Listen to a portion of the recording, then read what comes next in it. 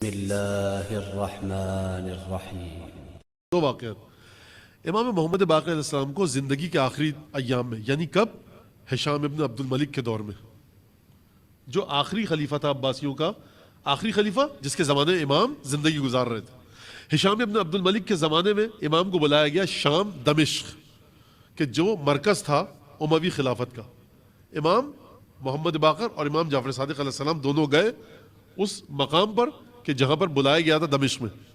امام بیٹھے ہوئے تھے، ابھی بادشاہ نے ملنے میں تاخیر تھی، دیر تھی۔ ایک پہاڑی سی نظر آئی کہ جہاں پر نصارہ اور عیسائی حضرات جا رہے تھے۔ امام نے کہا کہ اللہم عید، کیا آج ان کی کوئی عید کا دن ہے جو جا رہے ہیں جوق در جوق نصارہ؟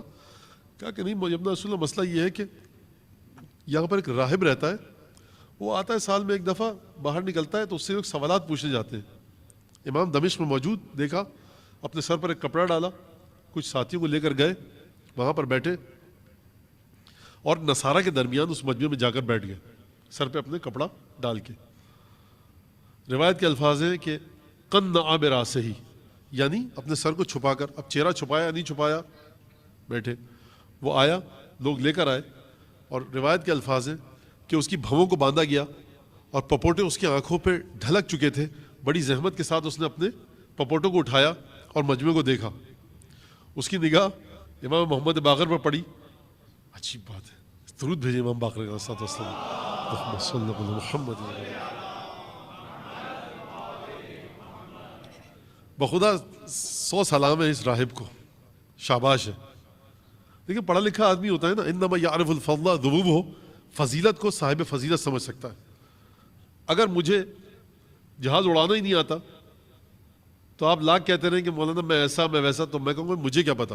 اگر میں بھی پائلٹ ہوں گا تو سمجھ جاؤں گا کہ ہاں آپ بھی واقعی حقیقتاً پائلٹ ہیں۔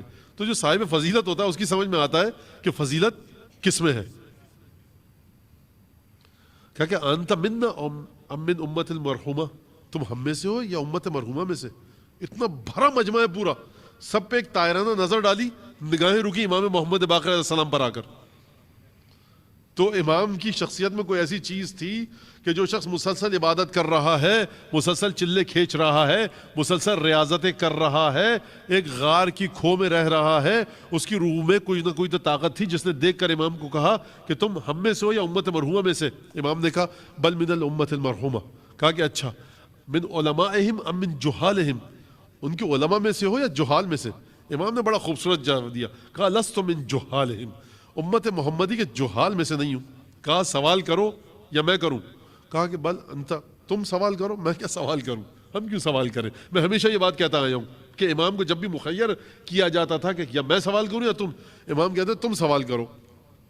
اس نے سوال کیا، کہا کہ وہ اس گھڑی بتاؤ، وہ ساعت بتاؤ کہ نہ وہ رات میں سے نہ دن میں سے، وہ کون سی گھڑی ہے؟ امام نے کہا وہ سورج نکلنے، فجر صادق اور سورج طلوع ہونے کے درمیان کی گھڑی ہے کہ جو نہ رات میں سے ہے نہ دن میں سے۔ کہا پھر یہ کون سی گھڑی ہے؟ کہا یہ وہ گھڑی ہے کہ جس میں ہمارے مریضوں کو شفا مل جاتی ہے۔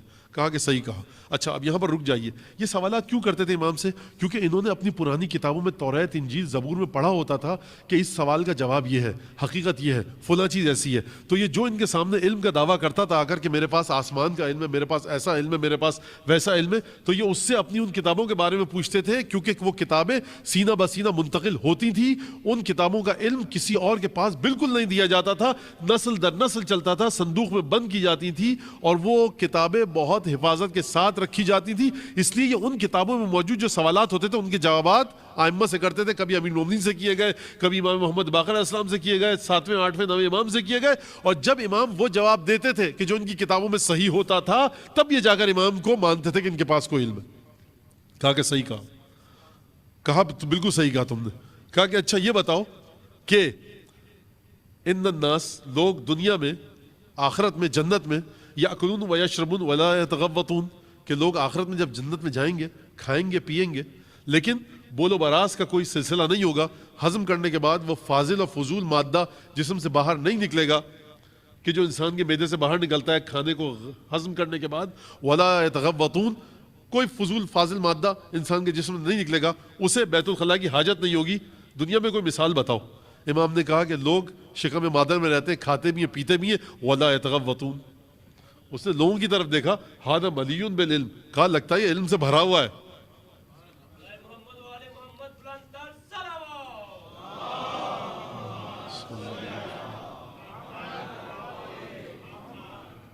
کہا کہ اچھا ایک اور سوال ہے, پوچھوں؟ کہا پوچھو. کہا کہ لوگ جنت میں جب جائیں گے تو جنت کے پھلوں میں سے یاکلون من اثمار الجنہ, جنت کے پھلوں میں سے کھائیں گے, لیکن جنت کے پھلوں کی تعداد کم نہیں ہوگی. دنیا میں اس کی کوئی مثال بتا سکتے ہو؟ کہا کہ تم ایک چراغ سے 100 چراغ جلاتے ہو, چراغ جلتے رہتے ہیں, پہلے چراغ کی لو کم نہیں ہوتی. اس نے کہا واللہ, جب امام نے جواب دیا تو اس نے کہا واللہ لاسالن, اب میں اس سے وہ سوال کروں گا کہ یتلاطم, کہ یہ دریا کی موجوں کی طرح اس کے اندر تلاطم آ جائے گا اور یہ اس طرح سے پھنسے گا کہ جس طرح سے ایک حیوان کا نام دیا, وہ فلاں حیوان کیچڑ میں پھنس جاتا ہے. اپنے ساتھ کہا پوچھو. کہا کہ 2 بھائیوں کے بارے میں بتاؤ, ایک ہی وقت میں ان کا حمل ٹھہرا, ایک ہی وقت انہوں نے بطن مادر میں گزارا, ایک ہی دن پیدا ہوئے, لیکن جب وہ مرے ایک ہی دن, لیکن ایک کی عمر 50 برس تھی, ایک کی عمر 150 برس. دیکھیے وہ راہب, اس کو پتا تھا کہ کیا پوچھ رہا ہے, عجیب مرحلہ ہے, ہو نہیں سکتا, یہ ہو نہیں سکتا کہ دونوں بھائی ایک ہی دن پیدا ہوئے, ایک ہی دن مرے, ایک کی عمر 150 اور ایک کی عمر 50 برس, یہ ہو نہیں سکتا. امام نے کہا عزیر اور عزرا کے بارے میں پوچھ رہے ہو, یہ دونوں بھائی ایک دن پیدا ہوئے, ایک دن مرے, لیکن ان کے درمیان عمر ایسی تھی, ایک کی عمر جب مرے تو 50 برس تھی, ایک کی 150. اس نے کہا کیسے ہوگا؟ کہا ہوگا ایسے کہ سورہ بقرہ کا واقعہ ہے کہ جب عزرا گزرے انطاکیہ کے پاس, تو یہ کہا کہ جب دیکھا اس قریے کو, اس بستی کو کہ تباہ ہو چکی ہے, مر چکے ہیں سب لوگ, اور ان کی ہڈیاں بھوسا ہو چکی ہیں, متعفن لاشیں پڑی ہوئی ہیں, حیوانات ختم ہو گئے, تو اپنے گدھے پر بیٹھ کر نکلے غذا لے کر اپنی. کہا کہ انا یحیی اللہ ھذا بعد موتھا, خدا اس قریے کو کیسے زندہ کرے گا؟ فاماتہ اللہ 100 عام.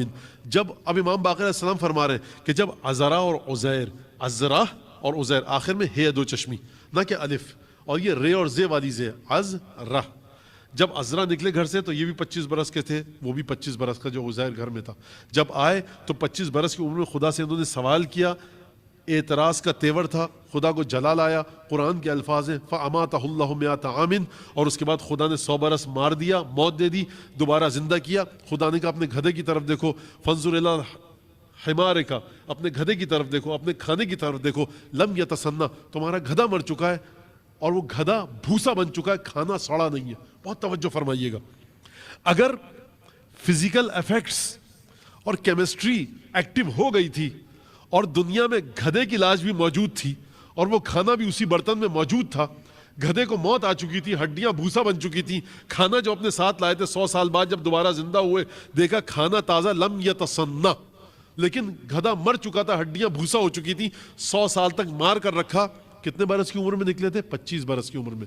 100 سال گزر گئے, جو بھائی زندہ تھا اب 125 برس کا ہو چکا تھا. یہ دوبارہ اپنے گھر گئے, جوانی کی حالت میں بھائی بوڑھا ہو چکا تھا, اور اپنے بھائی سے گفتگو کرنا شروع کی. تمہارا ایک بھائی تھا عزرا. کہا کہ ہاں. کہا اس کی یہ عادتیں تھیں, یہ کام کرتا تھا. کہا کہ میں 25 برس کے نوجوان کو دیکھ رہا ہوں کہ میرے گھر کے بارے میں ایسی باتیں بتا رہا ہے کہ جو کسی کو نہیں پتا. کہا میں تمہارا وہی بھائی ہوں جو چلا گیا تھا. ہوا کیا؟ قرآن نے بتایا کہ انا یحیی ھذا اللہ بعد موتھا, کہ خدا انہیں کیسے زندہ کرے گا. میں 100 سال تک مرا رہا, اب دوبارہ زندہ ہو کر آیا ہوں. بھائی کی عمر 125 برس, اور جو زندہ ہو کر آیا اس کی عمر 25 برس. 25 برس اپنے بھائی کے ساتھ رہے, 50 برس کے ہو گئے. وہ بھائی 125 برس کا تھا, یہ آ کر ملے, 25 برس بھائی کے ساتھ گزارے. وہ 150 برس کا ہو کے مرا, یہ 50 برس کے ہو کر مرے. اللہم صل علی محمد وعلی محمد. کہا کہ ردونی, مجھے لے کے جاؤ میرے غار میں, جب تک یہ شخص موجود ہے اس سے سوال کرنا, مجھ سے اب کچھ مت پوچھنا. میں کہوں گا راہب سے بھائی واقعی خدا تمہیں اجر دے, اور کیا معرفت تھی, کم از کم یہ تو سمجھ گئے جب تک یہ موجود ہے مجھ سے کچھ مت پوچھنا. خبر پھیلی ہشام بن عبد الملک تک گئی. بظاہر بڑا انعام دیا کہ آپ نے بچا لیا ہم مسلمانوں کو.